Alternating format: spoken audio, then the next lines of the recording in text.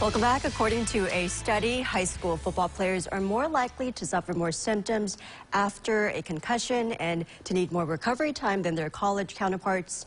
Dr. Quinn joins us live to explain. Dr. Quinn, what was one of the biggest problems identified in this study?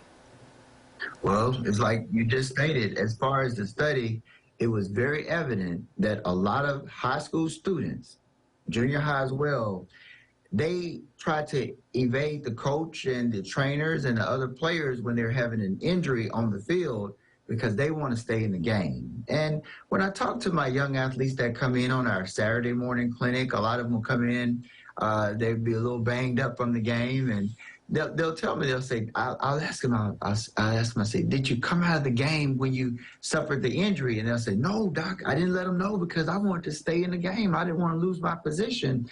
But that was a problem that was found in the study because the study concluded that if a child has a head injury, their head, they could suffer a concussion with the different symptoms, with the headache and dizziness. But when they stay in the game, then if they get hit again, it compounds and it makes it a lot worse and a much higher probability that they can have severe brain damage or even permanent brain damage, or they could lose their life. So this study was very, very informative.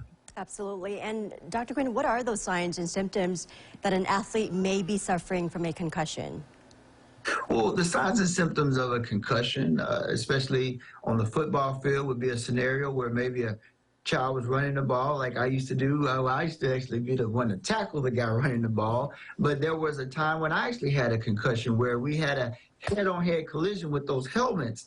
And basically your brain, it moves inside of the skull and it collides with the side of the skull, and you can have the dizziness, the fatigue as I had. I remember so well that particular one night I had that collision and it seemed like the whole stadium was spinning around. I was a little bit confused, and I remember the coach asking me, are you okay? Are you okay, Tim? And I was like, I'm good, coach, but I really wasn't good.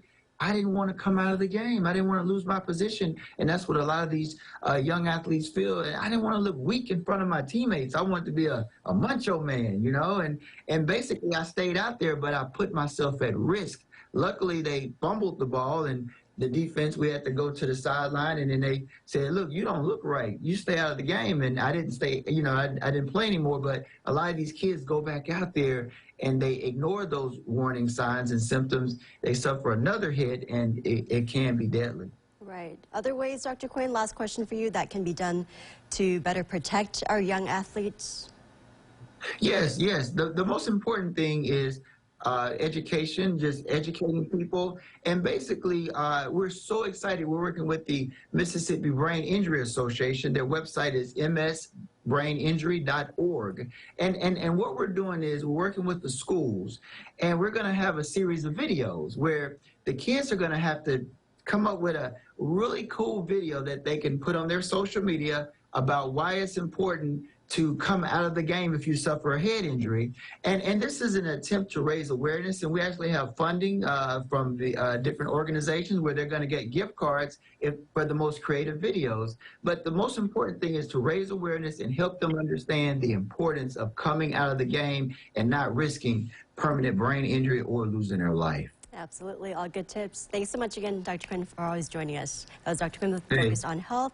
Stay with 12 News. We'll be right back.